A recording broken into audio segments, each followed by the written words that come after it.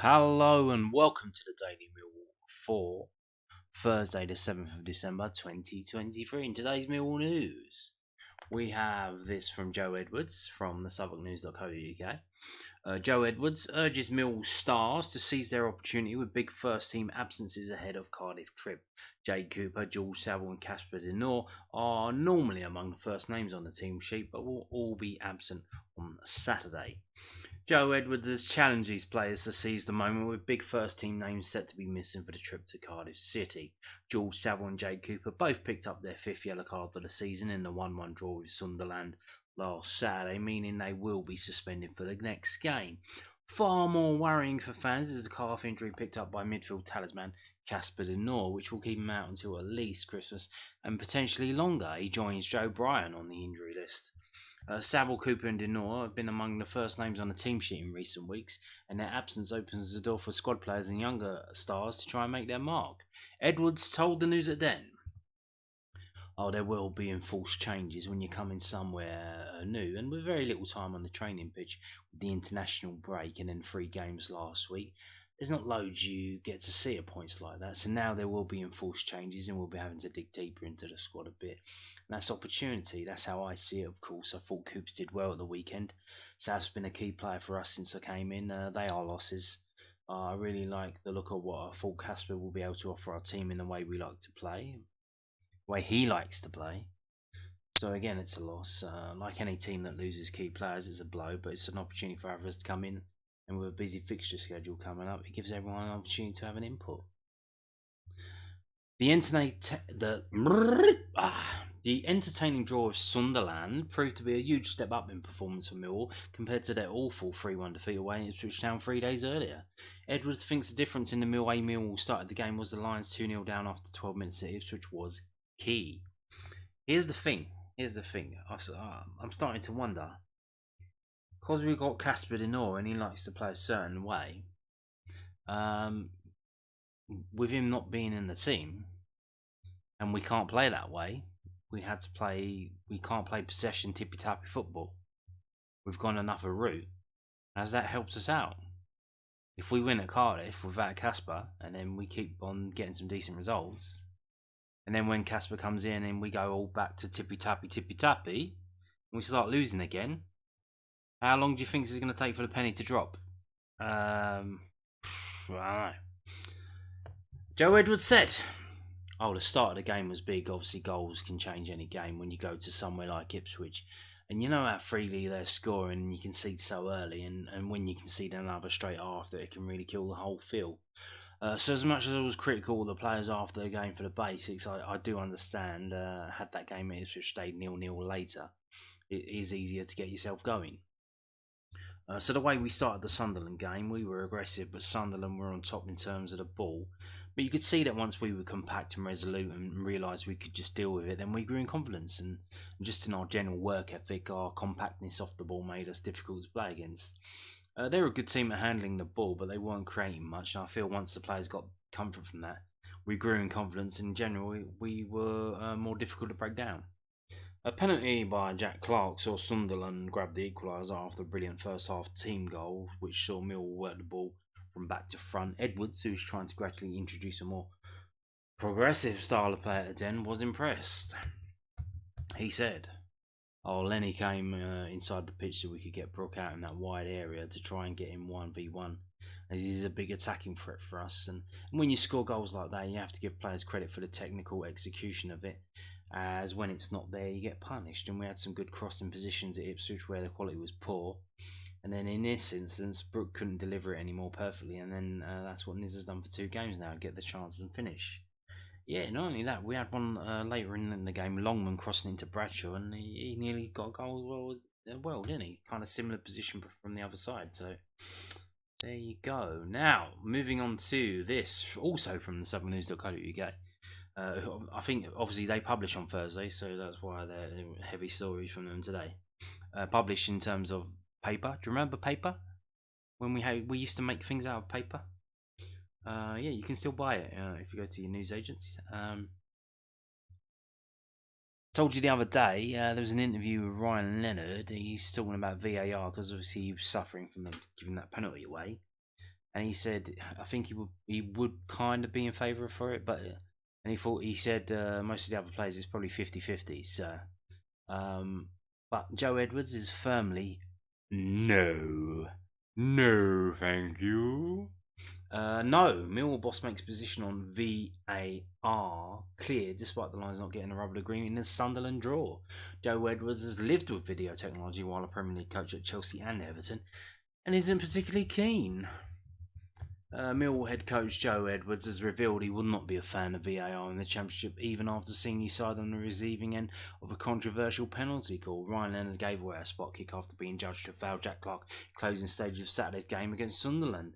Clark converted the penalty, cancelling out Kevin Neal's goal, and the match finished 1-1. Replays have since shown that Leonard may have been very unlucky with the 31-year-old appearing to nick the ball in his slide tackle.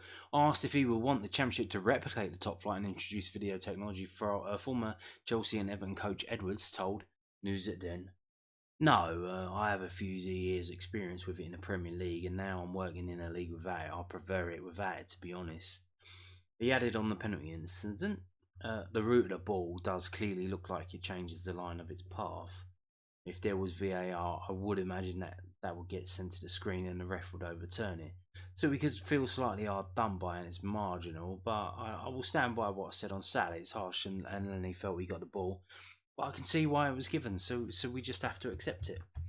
VAR, aka Video Assistant Referees, has been facing a growing rebellion among fans and pundits this season after several controversial decisions in the Premier League and across European football. While the top flight introduced the technology in 2019, there are no plans for the EFL to follow suit in the immediate future for regular season games. Yes, but it is involved in teams in this league. How? When we play cup games. I'm not sure if it's in the EFL Cup. I know it's in the FA Cup, which is utterly bizarre that they do that. That when there is a home game in the Premier League, if it's a Premier League, so if we played Tottenham, and it was Tottenham versus Millwall, VAR would be involved. You're like, what the fuck? But if it was at Millwall versus Tottenham, it was at the Den, there wouldn't be any VAR. How can you have a cup competition where you've got different things going on? A variable like that, you can say, well, there's all sorts of variables in terms of stadiums, pitch sizes, and whatnot. But I mean, that's taking a piss.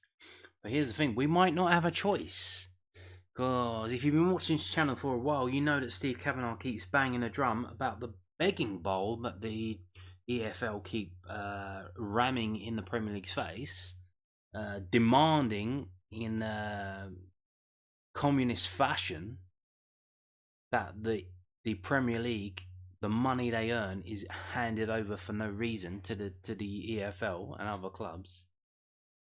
Well, even though the EFL haven't fucking earned it, because they're moaning about parachute payments and other stuff.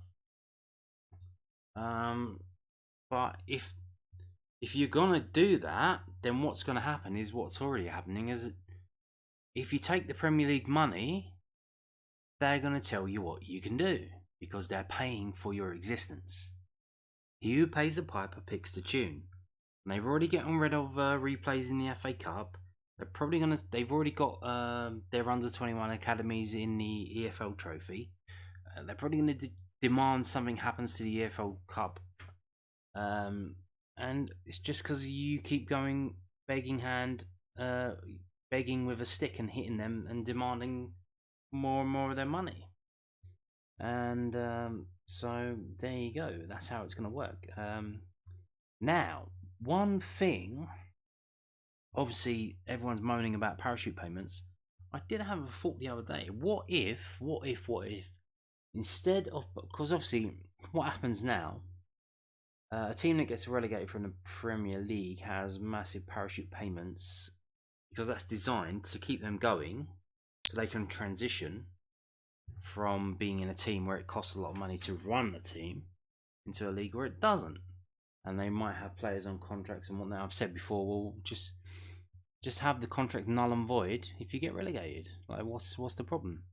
Have literally all Premier League player contracts have a clause in them that they are null and void if the team gets relegated. Like even Liverpool, Man City. Man City get relegated. Eric Haaland's contract is null and void. Let's do that. But I had another idea. I don't know if this is a goer. Someone may already mentioned.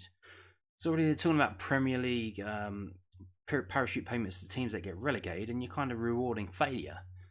And what happens now is that the teams that go up from the EFL, they don't get the money straight away. They have to wait till the end of the season to get their prize money, and that's how they get their money. What if they cut the parachute payments? They still gave them a little bit, but what if they just gave the teams that got promoted from the EFL hard cash up front? So they didn't give them a massive amount. They gave them don't give them a massive amount of parachute payments.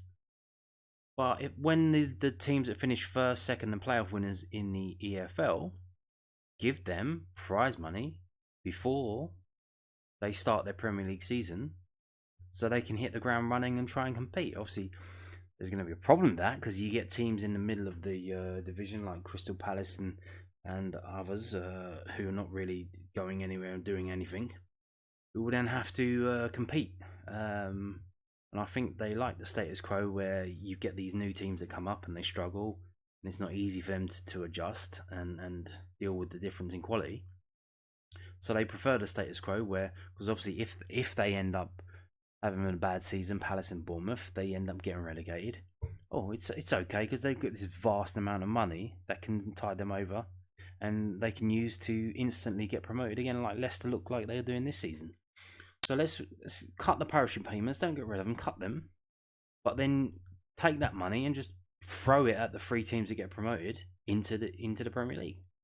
Give them the money up front so they can go and compete, and that will surely get rid of the situation that you're seeing now. Because obviously there's a massive gap opening up in terms of the quality. You see Burnley running away with this league, the Championship League last season, and they're absolutely struggling in the Premier League this season. So you'll have a situation where that gap could be closed quite quicker. Because obviously in this day and age, financing, they have to take out loans, which have a massive interest rate on them, to try and spend that money. And then they have to pay off those loans when they get the money later on at the end of the season, and obviously they get relegated, and then they get parachute money anyway. So I was just thinking about that earlier, but yeah, it's got nothing to do with Millwall. So if you're still listening, fair play to you. Now, also the other day, I told you that 10 London teams have been drawn at home in the FA Cup. How does that happen? How does that happen? Tell me God doesn't exist with things like that happening. Well, we don't have confirmation of all of the games. We have the television games. And wouldn't you know it, it seems like someone's asked the TV companies, can you please help us out with this situation where we've got all these London teams drawn at home? And by Jove, they have done it. So the third round, they have picked, obviously, Crystal Palace Everton. We couldn't have Crystal Palace versus Everton and Millwall versus Leicester on the same day, so that's been moved to Thursday. I don't know if they were planning on doing a Thursday game, but they are now. That's going to be live on ITV4. So big time there for Crystal Palace. ITV4. Yeah. So that game's been moved to Thursday, wouldn't you know it? A lot of people moaning about these selections as well, because like, who wants to see that game? I think the game that everyone does want to see is Sunderland versus Newcastle, and that has been selected. That's in the morning. But Friday night, 8 o'clock, Tottenham Hotspurs versus Burnley. So that's another London game that's been moved away from from Saturday, 3 o'clock. These aren't confirmed now, so don't worry about them. They may well still move. Obviously, we haven't had confirmation about Millwall's game, so maybe the club will do that tomorrow. Don't know, but there's no rush, is there? It's in January. It's January 6th, so yeah. So don't pay any attention to that. That's still provisional. But Sunday as well, they've moved another one of the London teams off to Sunday at 4:30. So there you go, Arsenal versus Liverpool. So they've moved 3 of the London games away from Saturday at 3 o'clock to different days. So that leaves 7. Although you would think, what, Brentford, Wolves, Wimbledon, that's not going to be that much of a bother, is it? Chelsea, Preston, No, I don't think so. That's not going to be that high profile and high intensity for the police. Watford Chesterfield again, not really. So it's just what Mill Leicester and the West Ham someone Fulham as well. Let's go back and see if it will load. So yeah, you've got what you got. You got West Ham Bristol. Bristol. Don't know. So yeah, it looks like I think the main worry was Crystal Palace, Everton, and Millwall Leicester all going through London Bridge at the same time. That would have been especially with Millwall and Everton's recent history. So there you go. They seem to have solved that problem with the help of the TV companies. So yeah, we may be kicking off Saturday at 3 o'clock. We may not, because there's still 7 games in London on Saturday at 3 o'clock. We might be the one moved to 12 o'clock kickoff. Maybe not. Don't know. When that's decided, I will let you know. Now talking about cup competitions, obviously the FA Youth Cup. Told you all about that the other day. We've got some pictures from that game. Someone was at the game filming it from Barking FC. They put the highlights on their YouTube channel, and I shared that on the community tab on YouTube. The videos do go up on BitChute as well, but yeah, it is on the YouTube community tab. There you go. That's Mill's first goal, a penalty from Cavalli Hayward. Celebrations there. Reminder, this is under 18, so these are all like 17-year-olds. You got one there with like a full beard. I think that's Mansour. But that's at the end of full time, I believe. Obviously, they have the little powwow on the pitch while they discuss what's going to happen in extra time. Probably thinking if it's going to go to penalties, am I going to partake one? Maybe. So let's score and make sure we don't get there. There's the keeper there, standing behind the line. I don't think you want to be standing behind the line if you're trying to save the ball, but there you go. That guy there, he seems very impressed, doesn't he? There, the one on the right. He's like, oh, look at that. So there you go. Lovely stuff there, and we're back to the beginning. So there's the photos. And would you believe it? We have the draw already. I thought it was going to be around the 16th, but no. The draw has already taken place. Millwall will travel to Grimsby Town. Grimsby? Yeah, Millwall going to Grimsby in January. Ooh, that's going to be freezing cold. So, yeah, 4th round, FA Youth Cup 4th round. Millwall under 18s have been drawn away to Grimsby Town in the FA Youth Cup 4th round. This is from millwallfc.co.uk, the club's official website. Larry McAvoy and Chris Perry's side defeated Barking 5-3 after extra time in round 3 to set up the tie, which is set to be played at Blundell Park before Saturday the 20th of January 2024. A confirmed date and kick-off time will be announced on millwallfc.co.uk in due course. So yeah. Not the easiest of games. Now, who are they? Well, they beat Nottingham Forest in the 3rd round, but that was at their ground, and I think it was only 1-0. But what they are now, at this level of football, there's not really kind of any leagues. The way they decide it is how much you spend on your academy, and that decides what kind of level you're at. Obviously, we don't spend as much as the Premier League teams, so we're at that kind of like championship level, and Grimsby Town don't, and they're in what is which we used to be in when we were in the Youth Alliance. When we were in League One, this is the level that we were in. It's the EFL Youth Alliance, so it's basically I would say like Division 3, but like I said, there's not really any divisions. There is just like they grade it on how much you spend on the facilities and what kind of quality facilities you have, and things like that. So, but what you can see now, what this league that they're in, this is the Youth Alliance North East Division, right? and they're winning games. And that's the thing. Are they winning games or are they losing games? Well, they've played 9 games. They've won 5. They've drawn 3. They've lost 1. They've scored 27. They're the league's highest scorers are 27. And they've only conceded 11. So they're second in their league. So that means they're a very good team. They're a very good team. So that's all you can go on, regardless of like what level you think they're playing at. Are they winning games? Yes, they are. So they could very much well beat Millwall. So Millwall will have to have a little think about what they're going to do in that game, and then turn up and execute it and do pretty well. It's not going to be easy, and it's going to be absolutely freezing at Grimsby in January. That I know. And that is it. That's it for today's video. Thank you very much for watching, and goodbye.